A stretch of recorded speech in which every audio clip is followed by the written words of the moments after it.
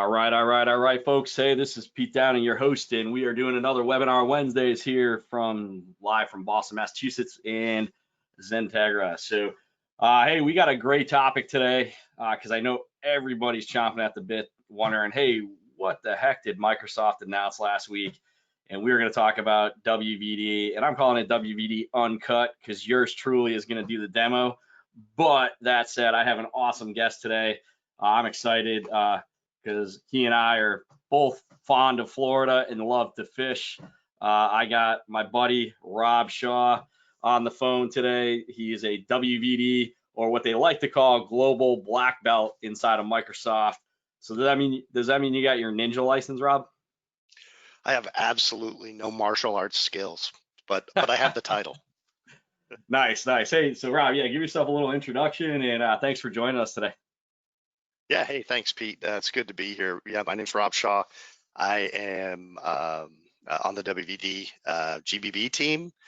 Basically, that just means that we focus on everything, really any VDI solution on Azure. So, whether that's Citrix, VMware, or native WVD, we can help customers with all of those. I joined Microsoft through the FSLogics acquisition, so we can certainly talk about profiles and app masking and those pieces, but alongside of Pete, fellow sits right in my past as well, so glad to be here. Yeah, thanks for joining us, and always fun to be on a call with you. All right, so just quick housekeeping. So I see a lot of repeat names in the list today, so welcome back. But for those who are new to the webinar Wednesdays, we are using what's called GoToWebinar, simple interface. If you have any questions at all, please put them in the Q&A dialogue. I'll be doing some interactive polls in a little bit. So very easy platform, nothing too crazy. We try to keep it simple so you guys have a little fun. All right, so today we're gonna jump into a couple polls. Rob and I came up with a few polls that we're gonna poll the audience for. And then we're going to dive into the updates and really talk about some of the new stuff that is coming with WVD. And then I'm going to jump in and actually show off some of these updates and go through some of the new changes, and then may live ask some questions to Rob because I have some burning questions as well. And then we'll go from there and wrap the webinar today. And we're going to have a little fun. So for those who are new to Webinar Wednesdays, we do a webinar pretty much every Wednesday. We feature either a topic or a vendor, so definitely bookmark this page and check out the upcoming webinars. Next week we got Login VSI. Actually, we're going to be talking about performance of Office 365 on top of Azure, on top of AWS with Citrix and VMware. So pretty cool topic, actually juicy topic, and it's going to be fun. So I can't wait to do that one. Later in the month we got Zadara and we got Rubrik as well, and with the Rubrik one, we have a little giveaway, so keep an eye out for that. Parallel to that, we do a lot of events. So if you bookmark this page or put /RSS at the end of it, we are constantly doing online, on-premise, and mainly virtual right now, obviously with the times. However, we are going to try to bring online or on-premises back mid-summer and go from there. So definitely bookmark this page. This week, for example, I have a Citrix Cloud session tomorrow, and I talk about taking your on-premise environment and migrating it to the cloud and even plugging into WVD. And then next week, I have a couple great sessions coming up. I got our first ever VMware focus session that's going to highlight how they plug into Azure. And then parallel to that, I have my monthly WVD workshop that's a little deeper than today. And then finally, if you like podcasts, we also do podcasts. Andy, our founder and CEO, does a great podcast called The Citrix Session. I guess you could call this my version of a podcast. However, I am working on a more industry-focused podcast, and I'm working on getting some key guests. And I hopefully will do my first recording with a special guest in the coming weeks. So I'm excited about that. But again, check out our podcast. The Citrix Session is the one that's out there today. If you go on your iTunes, your Spotify, whatever you use and search for XenTegra, you'll find it. All right, so let's have a little fun and ask a couple polls. I like to get the audience involved because you know what? Why not? and we get some good data. Again, these are anonymous, other users can't see it, and we just have a little fun because we can incorporate it into the conversation later on. All right, so let's talk about first question. We'll keep it easy. Are you actually using Azure today? So are you evaluating Azure infrastructure as a service, not Azure AD, infrastructure as a service? So if you could take a minute to answer this, Rob and I would love looking at the data as it comes in. And the goal here is simple. We just want to understand what the knowledge is on the other side of how deep are you into Azure. So let's give it a couple more seconds. Going once, going twice. Yeah, Pete, I tried to vote, but I guess I don't get to vote. Yeah, I get. For those who can't click, I don't know why it's not letting you click. If you're in the web one, that might be the reason, but it's all right. We still got some good statistically relevant data. So I'm going to close this poll and share it. So if you're on the web, share that feedback with log me in, because guess what? Citrix doesn't own Go to Webinar anymore. All right, so we got a lot of folks considering it. Wow. All right, so that's good news for Rob and I. We can come and sell you later. But you guys have a lot of you have in production, which is awesome. And then at the top end here, we got a lot of folks using it in test and a lot of folks evaluating. So we got a pretty good spread here, which is interesting. So I'm going to say we got a heavy, what I would say, non-production utilization here. And hopefully today, you'll start thinking about other ways you can use Azure. And if you're interested in digging deeper in Azure, definitely reach out. I actually do a workshop that I might revive and bring it out this year again, where I talk about the nuts and bolts of Azure.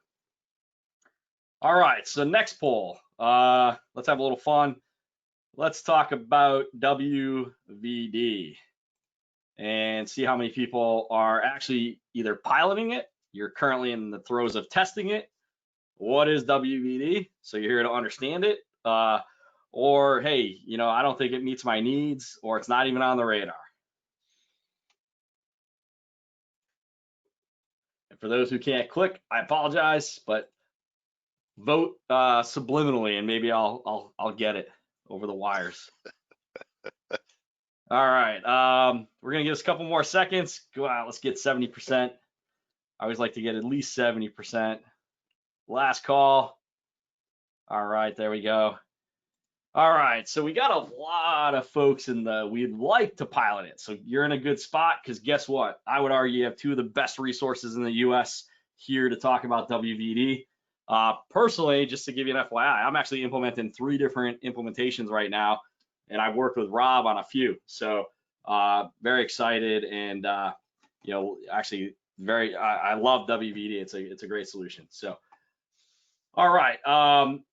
And then just looking across the data here, we got a few folks, what is, so you're in a good spot. Don't worry, we're going to show you what is in a little bit. And then finally, it's not on the radar. Hopefully we can change that. So, yeah, I think those polls are really interesting, Pete. Those are really neat to see that folks are really diving in and have interest in WVD. Probably also those that were kind of looking at Azure. I wonder if those correlate, and I'm guessing there's some folks that those two pieces probably match up, that it's not really a cloud-focused strategy for some of those folks. It probably includes both of them.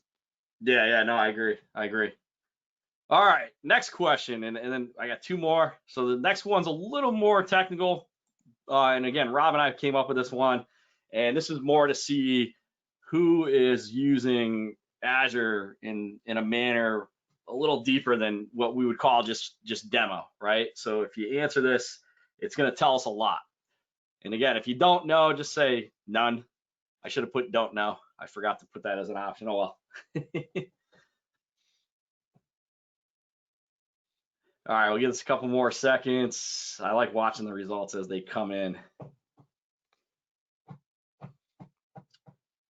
All right, going once, twice, and last call, and close. So we got a lot of folks in the none bucket, and we'll talk about the why we asked this a little bit later, and I'll highlight it when I show you my demo. But anybody using ExpressRoute, it's obvious you're in the throes of Azure. anybody in the site to site, you are too. Hopefully you have an SD-WAN strategy in the mix, because SD-WAN is a beautiful thing and it gives you a lot of functionality as far as, you know, WAN optimization, breaking out the internet traffic, etc. So if you're doing site to site, you know, definitely reach out and talk to us about SD-WAN, because that's a big piece. And I think, Rob, you would agree with that, because it's going to help you optimize that traffic. Yeah, absolutely. All right, final question. Are you using Office 365 today? And I always forget to update this. With Exchange on-prem / hybrid, so if you do the hybrid model, that's the first option.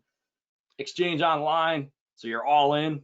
Currently deploying, or not on radar, or hey, we're using Google Chrome Enterprise. And we do get a couple folks who answer that. And we'll give this a couple seconds. Again, this helps Rob and I level set who and where you are with Azure. And, you know, as this is coming in, you know, this plays into the Azure AD as well. And you know, we'll highlight this. But again, we only have an hour. But if you're interested in digging deeper, I run a workshop monthly. The next one is next Thursday. So if you want to jump on that and join me, definitely do. All right, so let's share this. So we got a lot of folks on the upper tier, I'll call it.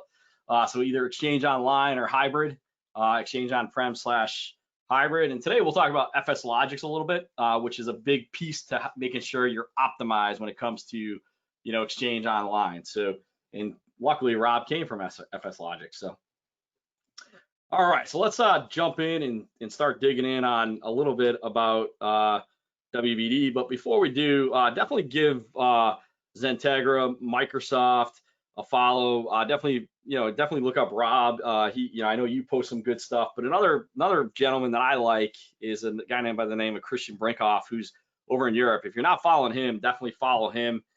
He puts a lot of great content up on Twitter and LinkedIn. So great guy, and ex FSLogics guy as well, right, Rob? Yep. Great guy to follow. All right, so let's talk about the WVD release. And before we do, I'll tee it up with a couple quick slides. So the unofficial logo there. But you know, Rob and I are on a lot of calls lately. It's like we talk, it seems like every day now. But let's face it, WVD is catapulted forward with the reasons of, you know, why, right? So you're trying to address this whole remote work strategy. And since this whole, you know, COVID thing started, it's really put virtual desktop infrastructure in the forefront of your strategy. And you know, essentially what WVD is going to solve is a lot of these use cases that are, you know, on the screen here. And so I talked to a lot of customers who are not only looking to address a short-term need, but also trying to prepare for the future when and if this happens again. I think it's a matter of when, not if. And we're not going to get too deep into the architecture, but I like to show this slide. So, you know, we're going to talk about each tier today and where the improvements were made. And on the client side, I'll show you just a basic demo today on how you can connect into WVD. We're going to spend a lot of time talking about the middle and the right side of the slide, because there's a lot of great updates that came out or about to get released, because they're still in preview mode in the spring, quote unquote, springtime. So we'll do air quotes, and I'll let Rob allude to when these go from preview to actually GA. All right, so Rob, let's talk about the updates, and if you want to highlight some of the updates here, please do. Yeah, absolutely. And I think, you know, I like to say that WVD is a 20-year-old new product, right? It's a product that really kind of had its roots in you know, kind of RDS or terminal server that's kind of grown into now a PaaS offering on Azure called now WVD, and previously RDMI. So again, you know, new product, and this is really kind of our first, you know, big update since going GA back in the fall. So we're really excited about some of the changes, and a lot of them, well, pretty much all of them are based on customer feedback. You know, folks saying, hey, this is great that I can do all this PowerShell. Hey, I can work with Terraforms, and I can, you know, it enables, you know, VMware and Citrix to be able to automate and other partners. Yet, you know, a lot of folks said one of the first things they really want to see is a native GUI, right? And that's the first thing on the list here, you know, was to be able to bring a you know, an Azure native ARM portal integration. So you have a true landing spot for WVD. So you can log in there. And not only that, I can still do all the PowerShell commands, but be able to leverage, kind of more of the power of Azure with RBAC integration. So we have, being able to do those specific role-based assignments for users, and that's key, right? I think that makes it easy. I think folks that are familiar with VDI or session host in the past, they're familiar with going to a central console to be able to do all the management, and you'll see more and more pieces that add on top of that. One of those that's pretty key was to be able to pull monitoring right into this portal. We've always been able to kind of get the goodness from Azure from things like log analytics and pull it into the console, but that was kind of left to you to kind of pull that in and figure out what you wanted to monitor. So we've kind of made that a lot easier. The third one was that, initially all of our data, all of our service metadata was all stored in the US, and for other geos, there are requirements where the data has to be stored in country. So we're starting, the first group there is the EU will be able to store their metadata there. All part of that native ARM integration was that we're now first party Azure, right? Before we were kind of a third party inside of Azure, so we had to get a consent when you went to build out. So for those of you who are already testing WVD, you probably saw we had to go in and give consent to the server and to the client to be able to make those connections. And probably the next two are two of the biggest, being able to have multimedia redirection, and specifically the first ask that folks are asking for is Teams. So we'll talk a bit about that at length. And I think the final one is being able to do group assignments instead of having to assign it to a user. So if I've got 500 users, being able to just add a group called, say, WVD group and assign it to people and drop users into that's a heck of a lot easier. So then later, and when I saw that, I was like, thank God. But hey, so really quick, since we're on the topic of consent, so you're telling me that when we come out with the new release, I don't have to go to this page anymore? No mas in honor of yesterday. All right, good. So you're telling me that now I can just jump in, create my tenant, start creating host pools, and go, is what you're telling me. And if I have the permission, I'm good to go, and I can use service principals, et cetera. Yep. All right, sweet. And so that mitigates the need to have the global administrator sitting by you for this first step. Correct. All right. Yeah. So again, I'm sharing this because it's a big pain point, and I applaud Microsoft for fixing that, because you know what? It makes my life easier when I'm deploying WVD.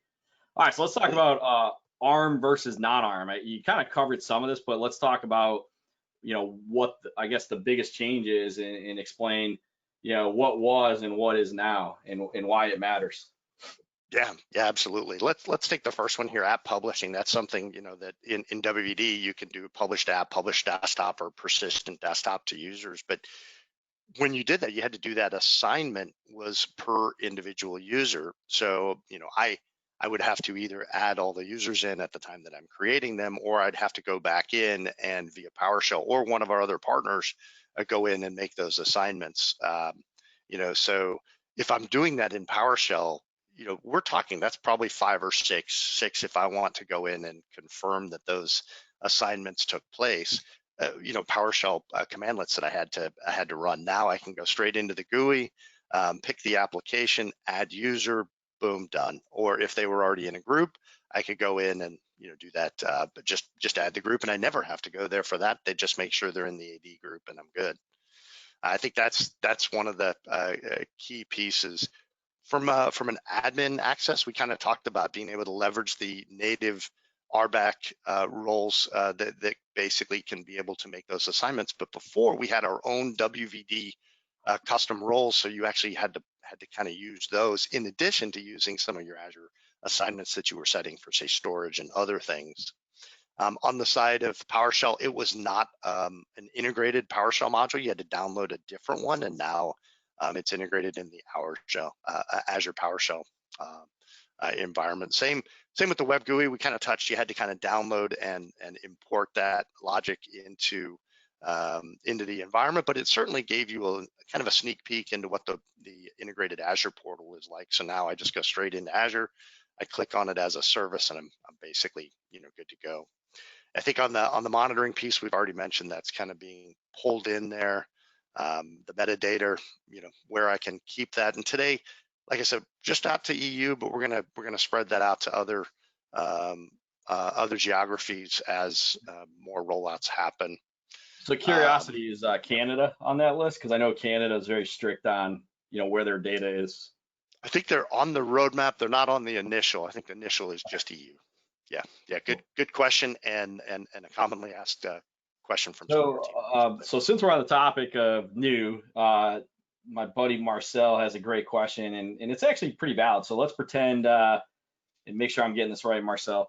You know, I got my XenTegra WVD instance, and I want to invite you to help, you know, from another Azure AD to help me manage it and or use it. Is that going to be supported, or is that supported today?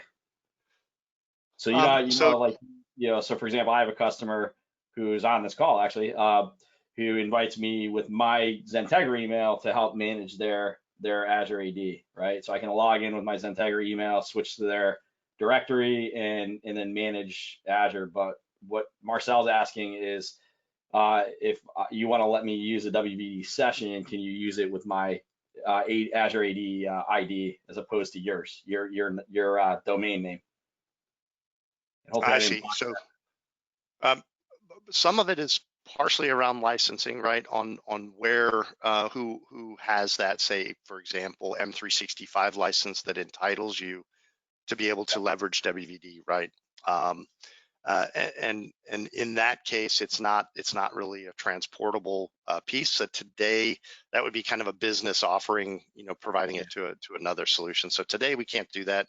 That's something that we're looking to light up in the future. Okay. Kind of related to that, sometimes you want to move VMs or host pools between different environments, and there are some third-party tools that help to kind of you know, provide that, like Sapago can help to provision into different tenants and move host pools. So like from the old version to the new version and back and forth should you need to. Sweet. Yeah. No, it's a good question, and yeah, Marcel, we'll keep plugging away and working with the MSF, you know, Microsoft team on that. So good question. All right, so let's talk about Teams. I know I gotta say, you know, me personally, I've been using Teams a lot more, and it's you know, it's growing on me, to be honest with you, and I love it, and I love the new background feature, by the way. So let's talk about Teams and how that's playing with WVD and some of the optimizations you guys are making. Yeah, absolutely. You know, so one of our first, you know, really graphic improvements for being able to do kind of some out of band things is going to be associated around Teams. You know, so some of the pieces that we crafted, that we went into from a protocol standpoint, we kind of went back in time in the RDP stack to kind of rebuild and bring forward. And specific to Teams, what we've done is, if you think about it, the way you'd have to operate today is that I'm on my local device that I'm connecting up into my virtual desktop, and I initiate a team session. You can see on the left side, that's going up into that Windows 10 VM and then going across and down. So that kind of puts a lot of chance for a lot of latency that could happen. So on the right side, you can see what we've done is we've taken that to be kind of an out of band and do kind of a point to point from my local device to the Teams content, right? And in doing that, you know, that really simplifies. One of the really interesting things that the product team did here was that they really kind of built it into kind of a module. So today it's going to support Win 10 only, but that module is kind of pre-built, so we should be able to more rapidly provide capabilities to other you know, other devices other than Win 10 in the future. Cool. So you're talking like Mac, Apple, or iOS and Linux potentially. Yeah, now, absolutely. I think yeah, I think so. Yeah, and with the Linux one, would that fall onto like the vendor, or would you guys develop that? So at least the kind of the SDK will be available for the vendor to be able to kind of pull that in. I think one of the vendors that's already been working with it has been Igil, right? They've been instrumental in jumping in and providing, you know, probably the first, I think definitely the first thin client connector for WVD, and we've really enjoyed our partnership with them.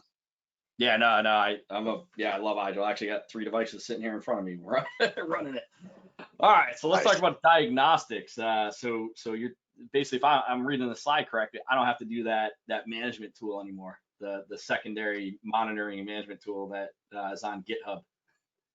Yeah, correct. So, right here, you're going straight into the native portal here. You can see you got your host pools and app pools, sitting right there. And then right alongside, I've got diagnostic settings, and I can go in and decide, hey, what's important for me for what I want to monitor, right? So those agents are, ready to go and ready to start pulling data.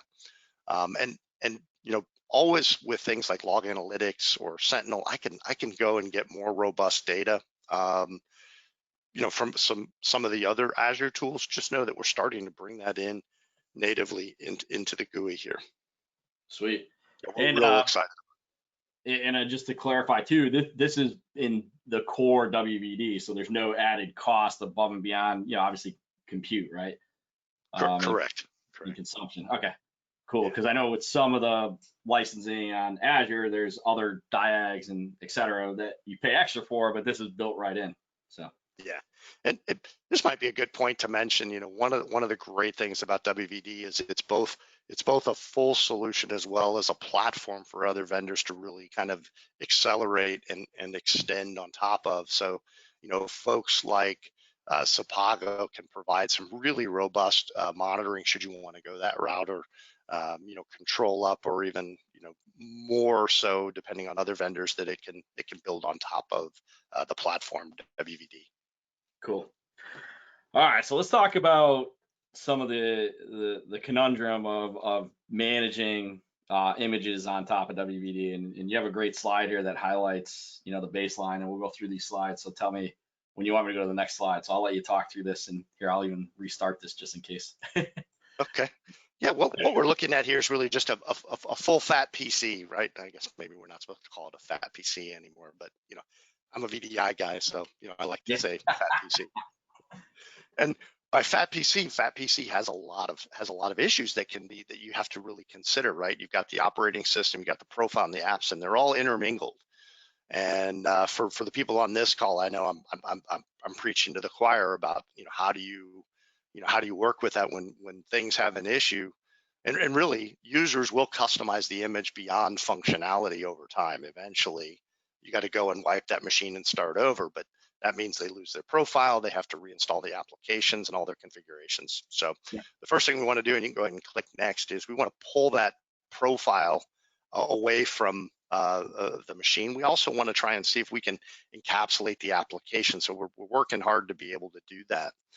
So we can go ahead and click next. One of the really cool things was Microsoft acquired a company called FSLogics to help fix it from a profile standpoint. So if I move to a virtualized machine, and if I keep it all together in a persistent, or as we call it, a personal desktop, all of that can still live that way. But I've kind of now just shifted that fat PC problem right up into a virtual machine. And so we think there's a better way. And the first step in that is to get the user data. Partially OneDrive certainly helps that, and being able to do known Windows folder migration to where those can go into, say, OneDrive, or in this case, it could be in the container, or both, so that they live in a network share, but the OS thinks that everything's attached and everything is already local. So there's not prefetching, it doesn't delay login time. So that's the first part of the equation. So that information is going to live out on a network share. So we can go to the next piece here, and that is, how do we kind of work with the applications, right? And in VDI, people are really into a couple different scenarios. The first is I have multiple images to manage. So in this case, I've got PowerPoint, Excel, and CAD for 3 different groups. That means I have to manage 3 different images. And I've seen companies with hundreds, even a small hosting company that had 220 individual images that they had to manage with really a small IT staff. That's a lot of effort, but that's one way to do it. So I have to handle all my patching of not only the OS, but also the application. So option number 2 is that I can put all the applications into the image. And generally, if you do that, that causes a lot of issues because the users see apps that they don't have access to, or it causes issues with licensing.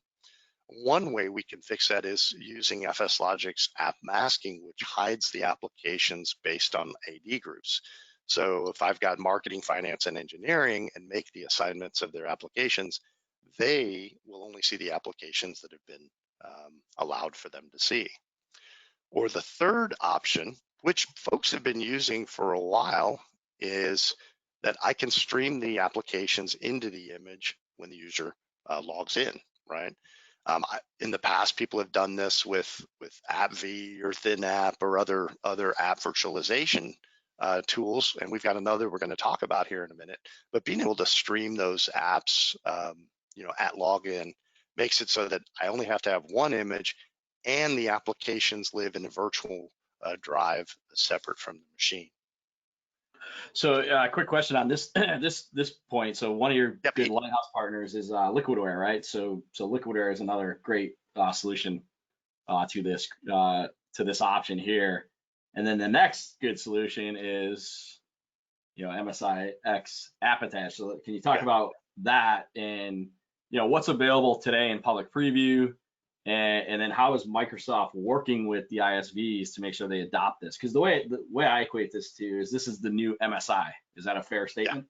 Yeah, okay. Yeah, I think so. I think it's both kind of the evolution of the MSI, and it's also kind of where AppV ends and something else begins, right? And we're kind of taking kind of both of those. And I think to your point, Pete, the vendors today have been really on board with the idea of providing the packages in the MSIX format. And if you think about what AppV was, it was really in a format that was in a streaming capability. So that means my application gets placed on a file share, and then anybody who accesses it automatically gets updates. So I just have one place to go to provide updates. I don't have to go touch a variety of different images and devices. So AppV always kind of had that, but they didn't have the vendor buy-in, and I'm glad you pointed that out. Also, what you mentioned with Liquidware, they provide something that really MSIX doesn't, and that is really more of an isolation capability. So where Liquidware can provide some micro isolation capabilities where you may still need to have them run together, even though they really aren't meant to work that way. So yeah, that's really two parts. MSIX is that new format, and app attach is something that kind of takes FSLogics to be able to use some of those concepts from the profile and put instead the application in that virtual machine or virtual drive, so that when they log in, it kind of not only attaches them, but streams the changes from that VM, right? So it really simplifies the image process in that I can just have a base OS with no applications, and these disks come in and attach as they log in. Cool. And so good question came in, and I'll take a quick answer right now. So Eric asked, hey, we're going to do any FSLogics specific demo/webinars? And Eric, yeah, the simple answer is yes. I definitely want to do one, and you know what? I'll make a commitment. I'll get one on the schedule in the next month, and we'll dedicate it just to FSLogics. And then in my WVD workshop, I actually do I spend a lot of time, probably a good half hour to almost hour, depending on the questions, on just FSLogics. So just a friendly FYI. So definitely yes to your question, Eric. So thanks for asking that. Cool. And again, since I'm on the topic of Q&A, please do ask questions. The questions actually help enhance the conversation, and help us enhance the content as well. Cool. Yeah. So anything else on MSIX app attach, and it is still in preview. Is there like a timeline on when it will go from preview to GA, or you can't say? It's one of those things where you hear some ideas of when it could be. It's been in public preview for a good bit of time. It's one of the pieces is it's hinged upon a private access to a version of Win 10. So some of that really pushes back to kind of the Win 10 community on when those move forward. Cool. All right. I wanted to kind of chime in just briefly on the FSLogics question as well. Something else that I think is key: the same entitlements that get you WVD also get you access to FSLogics, and you can use those in your on-prem environment as well. So where we see folks that have gone to Office 365 and they're in a VDI non-persistent world, it's instrumental in being able to capture that profile, and it's really kind of the first step towards getting to the cloud in a lot of cases. So yeah, thanks for asking that question. So we have two more videos, and then we'll jump into a quick high level on the UI. But so this video is showing, I think, kind of how you guys take a profile and move it to storage. Yeah, exactly. So kind of in this case, you saw there were two virtual machines. We're going to go over here and look at the storage account here, and we can see where the profiles are stored. In this case, you're going to see one user for Stefan. He already has his profile has been captured here. And if we move forward, what we'll see is that now we're going to log in with a different user account. And notice there's just those two VMs, and we're going to hit both of those in this demo. So we're logging in. You're going to see with this user who doesn't yet have a profile that's captured, because you're going to see this is Cam V that's logging in here. As soon as that completes, we're going to see the FSLogics app service is launching. It's creating his virtual drive. It's now dropping a generic profile into that directory. And you can see that even though we're giving this user a brand new virtual machine or virtual hard drive and capturing a new profile, the login's still pretty quick. And in this case, now I see that that has happened, right? It's worth noting that as you roll it out, you want to roll that out in groups, not everybody all at the same time. I'm on version or machine 2-1 with an IP address of .54. And we're going to see that there's an app here, Visual Studio. This has been assigned and attached as an app attach MSIX streamed app, and you can see it works just like regular Visual Studio. The user wouldn't be able to tell the difference.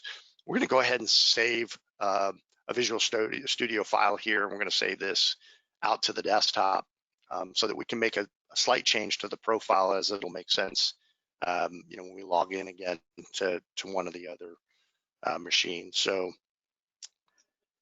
we can see that that's already saved to the profile, or to the profile, which is on the desktop at this point. What's cool is Windows thinks that it's saving that to the desktop, but in reality, it went straight to the container. And it's also hidden to the OS and to applications. So now we're logging in with yet a third user. This user is Scott, and Scott's logging in.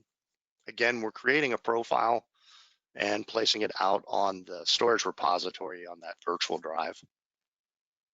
What's cool is even if I put a 10 gig file on my desktop, I could still have a really fast login.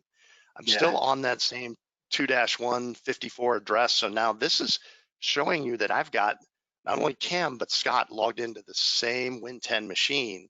This is showing Windows 10 multi-user here. And I think, Pete, you're probably going to show that after a while. Yeah, and I noticed no Virtual Studio. So this is the power of MSIX app attach and app layering in general, right? So yeah, exactly. Cool. So Rob and I are, good question, Eric, and we're going to try to dig deeper into MSIX app attach. So that might be another topic we have in the future. And Luke, thanks for the comment. Yeah, FSLogics is game changer, and yes, Tad is awesome, by the way. So. But yeah, thank you for that feedback. All right, so let's do a little teaser, and then I'll jump in, and I'll be the demo, and you might be my teacher as well, and I'll ask questions. But yeah, let's talk about this new management experience really quick, and then I'll show it. Yeah, absolutely. Yeah, I think we're really kind of thrilled that being able to have that single GUI. You can see here that I've got my host pools, my application, I've got my users all right here, and this really kind of gives us that that home space for us to be able to bring things like management tools, right into the GUI. Yeah, we're pretty excited. I think a lot of the features we kind of talked to, on the left, being able to have support for AD groups and not just per user assignments. People that have already built, say, automation tools on, say, Terraforms or other capabilities, they can still leverage those PowerShell commands on the old versions. They can also run the updates to run new PowerShell commands. Sweet. So what do you say I show it? So what I'm going to do is I'm going to log into my demo environment here. And I was going to go bold and do it on my production environment, but I didn't think my IT guys would like that. So all right, so I'm gonna start actually a little different here. I'm gonna start at my dashboard. So most of you, when you log in, you're gonna see something similar to me. Again, it's gonna be very different. It all depends on what you've touched and how you built your own Azure portal. Because again, one of the things I love about the Azure portal is I can design it in a manner that fits my day-to-day job, which is one of my favorite things. So I can build dashboards that are effective for me day to day. I can build this stub list here that is effective for me. And you'll notice here's these new functionalities that are WVD focused. But before I dive into that, I'll just talk about the old way. So the old way, like as I mentioned earlier, is you would have to give consent. So step one is you would have to go and give consent. And in this process, you would need your global administrator or be the global administrator. And that would cause, probably, and it all depends on your organization, some delays because you probably have a thing called the change control. And in order to get that through, I would have to provide you some good hefty documentation, and Rob will tell you that I'm pretty good at it. And it would delay sometimes a couple days, sometimes weeks. It all depends on your process. So that was step one. And then step two, you would have to go in and actually assess your service principal. And so in your enterprise application bucket here, you have a bunch of principles here, and you got these two right here, and you would have to go and give this this enterprise app proper permissions in order to be able to access and manage the WVD instance. And then finally, you can then go and provision it, but it wasn't native, so it wasn't ARM based. Is that the correct term, Rob? And so I would have to go up here and search for that.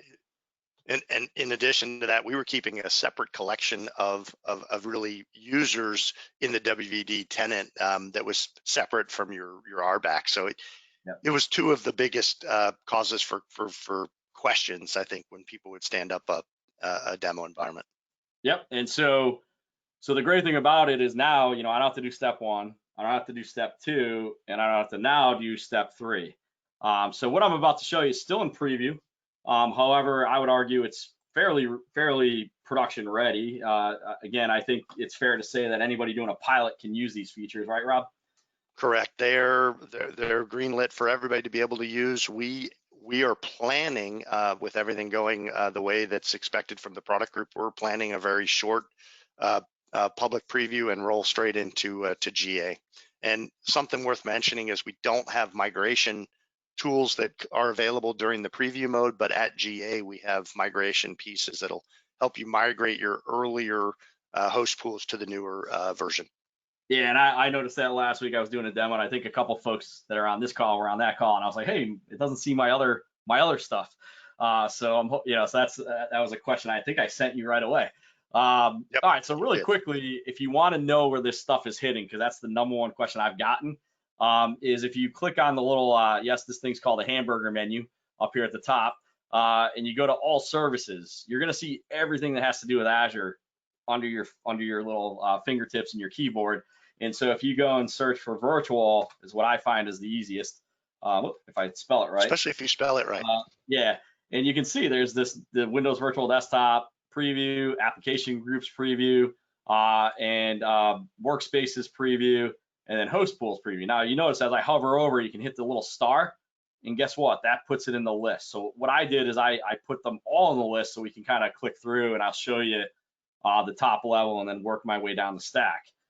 So here's the first option. So we got our Windows Virtual Desktop option here, and I like this because it's a nice consolidated view of the world, and it says, hey, you got to create a host pool. Now, part of this process, if I go and create a host pool, is it's going to also create that workspace. So what I'll do, and it might not finish by the time we get done with this webinar, but we'll go and create a host pool. So what this step mitigates is the need to go and give consent and the need to run the provisioning engine from the store or the marketplace. So I'm going to pick my subscription. I'm going to pick my resource group here. So I'll pick my WVD resource group. I'll call this just a simple name here, and I'll call this 01 like that. Actually, I'll do demo 02 because I think I already have that. And then you'll notice that this is readily available in a lot of different regions, but for the preview, it's only available in the US, I'm noticing. Is that a fair statement, Rob? I believe that is correct. And Okay. one thing that's interesting to note compared to other Azure services, WVD is a globally based solution, meaning it's not regionally based. So even if my my WVD PaaS layer is only available in certain regions around the globe, I can still deploy virtual machines via the host pool deployment in any Azure region, any Azure data center. Yeah. And while I'm showing this off, so great question came in from James. Will the ARM integration be included when WVD this comes available for Azure DoD? I'm guessing, James, you're talking Azure Gov. That is the plan. In fact, it was decided kind of as we got to where we could go to Gov a little bit sooner. It was decided, hey, we're not going to go version 1 and then go version 2, shortly thereafter. Yep. The plan from the product group was to go straight to to the spring release, giving you the GUI access. Yeah, Sweet. Good question. All right, so then we pick our pool type. So I'm gonna pick pooled for this scenario, but if you are gonna do like more one-to-one, or more what I call like static, then you would pick personal, and you can pick your assignment type. And what I love about the Azure UI is they give you these little tidbits right here. So if you go and hover over it, it'll tell you exactly what it is. So you don't have to go and Google it if you're not sure. So I'm gonna do pool just to keep it easy. I'll do 10 users, and so what I like is this is finally part of the UI now. So in the old provisioning engine, it really wasn't, and you'd have to go in and set it via PowerShell, right? And so breadth is it load balances, so that's kind of how I generalize it. And then depth is it tries to use session 1, and then it fills it up, then it uses session 2. Is that a fair description of breadth versus depth, Rob? Yeah, and I think most people choose to do breadth most commonly. Depth can be maybe a little bit more financial incentives where you can fill up a VM before it goes to the next one. Yeah, and again, that's how I pitch it. I say if you're looking to be cost effective, then I always say, hey, go depth first, and then you can try it out. And if you're finding that the performance is getting slow, then you can always alter it after.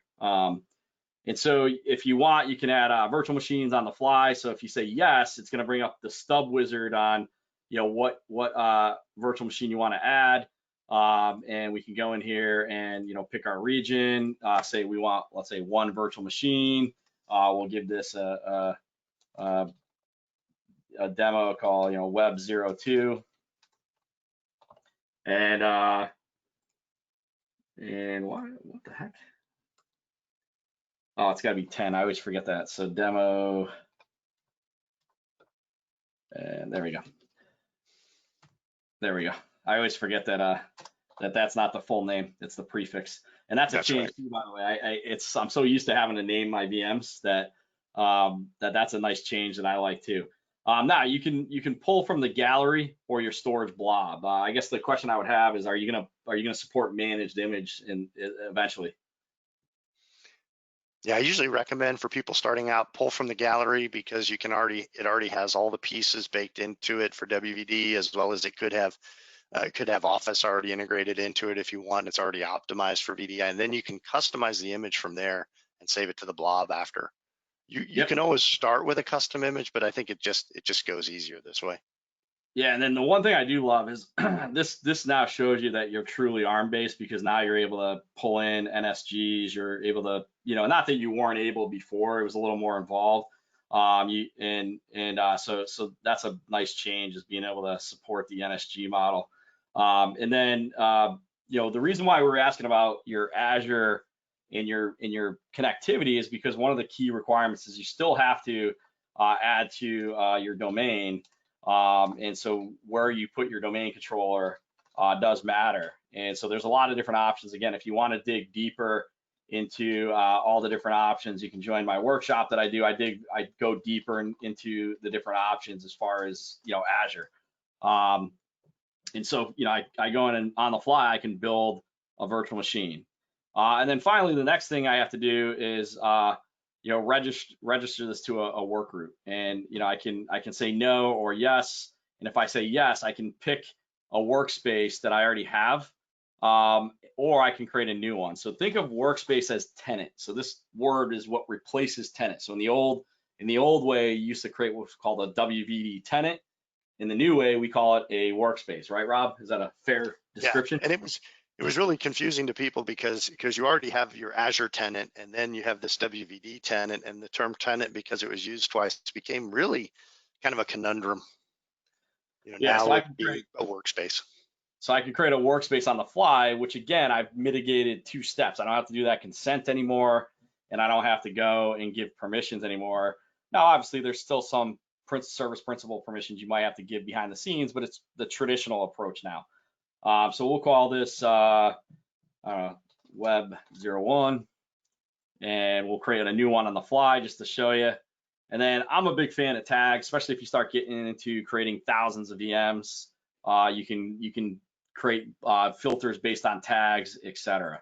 And then once you get to the review and create, it's going to go and make sure everything's all set. And then I'll hit create, and it's going to go and automatically provision not only the host pool, but it's also going to provision the workspace, which used to be called the tenant. So remember, that used to be done in PowerShell. Now it's not. And so we've just basically got ourselves spun up in less than 10 minutes, and now we just got to wait for the virtual machines to spin up. And on average, Rob, what's a typical deployment take if I'm doing, let's say, 10 virtual machines? Maybe 15 minutes. Okay. And today, like best practice, we would recommend when you go and do deployments, do 399, or less at a time when you go to do deployments. If you're going to do more than just, like you can do 399 and then, give it about 30 seconds and deploy another 399. Yeah. And we find that gives the best chance of getting, your VMs created. Cool. So, just to be essence of time, I created a host pool. So if I click on the host pool, that will bring up our stub, and everything moves left to right in Azure if you haven't used Azure. And yes, I got one host unavailable because I've got to power it on. But just to show you the diagnostics is built in right here, and you can go in and start adding settings right here. So it's all built in now, so no need to set up a secondary portal. Everything's now fully integrated. And then finally, just to kind of go down the path here, you create what's called an application group. And application group is, I equate it to I always try to align things to things people know. So I call this, in the Citrix world, this is what's called the delivery group. This is who has access and what they have access to. Is that a fair assessment, Rob? And a fair analogy? Okay, yep. Cool. So you create these what's called application groups. So you can see, I got my demo 02 and I got my pre 01. And if I click on those, it's going to bring in, again, I have all these different options. But what's important is right here, the assignments. And I can go in and say who has access to this application group, and then I go assign this application group to the host pool. So again, very similar to if you're in Citrix or VMware, Citrix calls it a machine catalog. I would align a machine catalog to a host pool, and then you have a delivery group, and you say who's allowed to have access to those things. Yeah, this would be more like a floating pool assignment in VMware for folks that speak that language. All right, and so you can see here's my workspaces, aka my tenants is what it used to be called, and you can see I just created it right on the fly here. And so if I click here, it will show again some other options, and I can say who has access to this this group. And you'll notice that because I specified it already, all I now have to go and do is add users and or groups to this pool. So I can go and say add. And one of the big changes, and I like to show this, is now I can do by group or by user. And I don't know if I have any groups. That's the one thing I'm so used to doing users now that I got to create a couple groups. But I can go in and now add groups, which is a great change. Yes, I applaud Microsoft for making that big change. So I select that. Now user one has access to that newly provisioned group. Now, obviously, it's still provisioning because the VM's got to go on fully provision, add to domain. And I guess since I'm on the topic of provisioning, is Microsoft going to build in FSLogics eventually to this process? Yeah, I believe so. I know we've talked about it being a kind of a pre-built market image that has WVD baked in. With then you could leverage GPO settings to apply. I think being able to pull in the storage account and view. I know also roadmap items from the FSLogics group is to integrate that to show, hey, where am I at on consumption of storage for my profile? If I have the default 30 gig, is it almost full? So there's a very long roadmap list of items for FSLogics and integrating it more into WVD. Cool. And then I guess and again, I'm asking some questions. And again, if anybody has questions, please do post them. So another question I have is, while I show off the clients for the HTML5 access, will there eventually be a way to mask this URL? So if I wanted to use, let's say, for example, Azure DNS to do Pete.XenTegra.com goes to my WVD portal. Is that going to be something that gets supported in the future? I've heard talk of that, and I know some folks have done it, at least for internally with proxies, to be able to kind of customize the look and feel. And there's a little bit of that you can do today, and I think we're looking at other ways to do that as well. One of the neat new features that's just come in fact, the deployments outside of the US kind of are already leveraging front door so that communication finds its way onto the Azure backbone faster to bring latency, as far down as we possibly can by leveraging the Azure backbone, from the first point of presence. A lot of that has already started to roll out in the US as well. Cool. So you can see here's the HTML5 experience. Again, I like to show this just in case you haven't seen WVD live in the flesh. And I'll disconnect this user and you can see I can full screen it. So it's not a bad experience. Obviously, it doesn't have the parity of the local client, and the local client's a little more robust. And one of the things I love about the local client is you can always go here and see what's new. You can go here and kind of change. So if you like the dark mode, you can turn it to dark mode, which I like a little better. And you can always go into about to see what version you're running and see if you're up to date. And this client auto updates, which is great. It comes up with a pop-up. It says, hey, you got to update your client. And I assume you don't need administrator rights to do that. I think one of the really great things that's really key here for folks that have been around the RDS terminal server world for years is that RDP typically updated with operating system releases.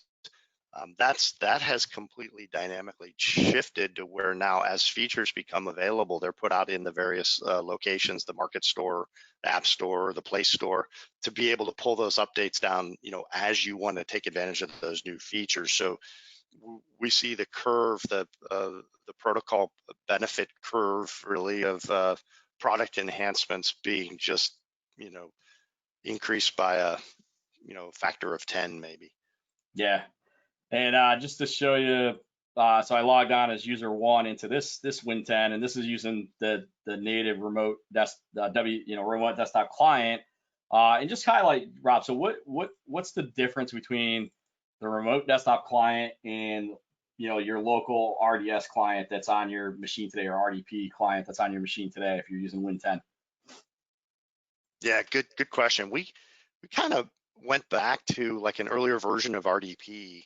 And we're kind of, I think that the term internally is a side-by-side protocol. So it is kind of a net new protocol to some degree based on RDP capabilities of an earlier version. but we needed to kind of re-architect it to support things like reverse connect inside of WVD and be able to support as the Teams integration happens, these things as we roll. So today that runs kind of side by side from what the native RDP that's out there today. Cool. And I just like to show this tool because it is valuable. So if you're trying to having issues with the FSLogics profile management tool, you can always go in and bring up this nice little tool that tells you exactly what's going on. You can see I have an issue. I forgot to troubleshoot it from last week, and I got to go and fix it. I know exactly what the problem is too. But if you go into your FSLogics folder, you can always, if you need to troubleshoot, this is a great little tool there. It's called the FRX tray, and it allows you to kind of get some good data from FSLogics. And there's actually some updates to FSLogics that actually fixes the problem you're seeing there, where it can go in and delete the local profile if it already exists. Yep. So there's some nice new, if people have been using FSLogics, there's a new version that just recently came out that can address that. Cool. Yeah, and I got to update to that. I haven't updated it yet, so I'll probably do that this week. And I saw that yesterday come out, or the last week with all the blogs that were coming out. So, all right. So final call for any questions. And just to highlight really quickly, yes, we just showed a lot of cool stuff around WVD, but I just want to make one thing very clear. It's not going to change the relationship with, I would say, two of the top partners in the ecosystem, Citrix and VMware. So, if you have any questions around, how does Citrix and VMware play, definitely send them our way. We can answer them. We can get on and do a deeper demo and talk through, how these two key players play into that.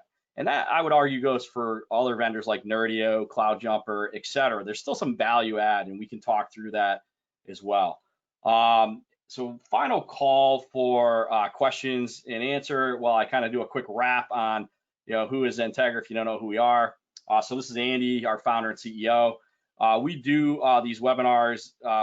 Actually, I started these last year, or actually 2017, and I try to do them every week. So I try to highlight key vendors. But one of the core premises of XenTegra is we try to enable our customers, and we want to form true partnerships with partners like Microsoft, Citrix, VMware, et cetera. So Andy had a great vision.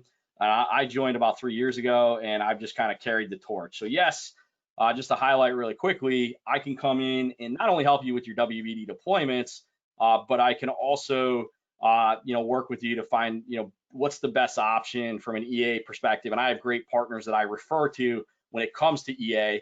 And then I can also come in and not only help you get Azure up and running, but I can also manage it for you. So we are a full managed service stack, and I can do Azure as a service. I manage it for you, and I can also sell some other pieces of the Microsoft product line. So I can do SA products, et cetera. So we are a full Microsoft Gold partner, and we are also a Microsoft Cloud solution provider. And then on top of that, we are a Citrix service provider partner. So we can actually not only help you get Citrix up and running with WVD, but also manage it for you as well.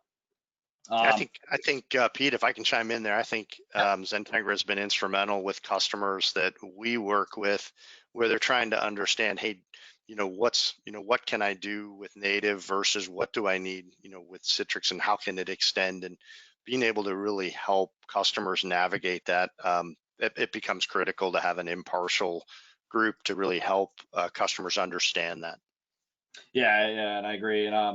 And final question while I do the wrap, and why is thin clients? Are you aware if they will support the WVD client? And I'll take a wild guess, but I'll let you answer that one. Yeah, so any of their Windows embedded, of course, support it today. That's kind of a softball easy answer to that part. But anything specifically, I think usually when folks are asking is, what about Thin OS? That's really the flagship OS for WISE devices. And the answer is it didn't come in their 9 release, which came out maybe about a month ago. They're expecting it to come out late at the end of this year as part of their piece. And I can tell you, my guess is that they wanted to wait until WVD had full UDP support in the OS or in the client, so they can really do one iteration. Yeah, I'll make a dollar bet with you that it won't come out this year. Anyway, but yeah. I'll just pay you the dollar now. Yeah. All right, and then Eric asked a question around EA. So great question, Eric. So you have an EA agreement, and I didn't highlight licensing, and I apologize, but just the quick high level, if you're E3, E5, was it A3, A5? There's a essentially pretty much I'm gonna say 99% of you on this call probably own WVD and you don't even know it. So if you have any questions on licensing, definitely shoot them our way. And if you want to dig deeper into WVD, definitely reach out. Right now, the remote worker program is, I would say, tapped out. However, I'm going to guess Microsoft is going to have pretty good incentive programs starting July 1st to help you, the customer, navigate, a pilot and not have to pay for consumption to some degree. Now, I can't guarantee that, but I know the remote worker program was a great program which allowed you, the customer, to try out WVD and not only try it out, but get funds to pay for the consumption and get funds to pay for a guy like me to come help you get it up and running. And so keep an eye out for that in July.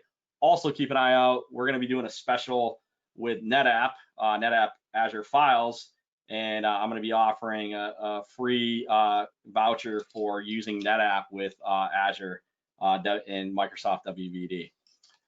So with that, I'm gonna call it a wrap. We're a little over, but we had a great demo and a great time as always. And so again, I have myself and Rob Shaw on the phone today. So Rob, any final thoughts or final things to walk away with? I think always a pleasure to work with you, Pete, and XenTegra. Always like talking VDI and assisting customers. So should you guys have any questions, feel free to reach out to me, whether on the topic of WVD or VDI on Azure on any of the three solutions or even FSLogics. But with that, I'd like to thank you for having me, Pete. Yeah, no, thank you for joining us. And you don't want to see my hair now. I got the COVID haircut going right now. So anyway, but thank you everybody for joining. You got our contact information. Any questions at all, please send them our way. And I have a record of all questions that were asked today, and you will be getting a recording as well. So if you want to rewatch some of this, you can at your leisure, and it will be fully hosted up on GoToWebinar. So with that, thank you for joining. Have a great day, and hope to see you on future webinar Wednesdays. Have a great day, everybody. Yep. Thanks, Pete. Thanks, everybody.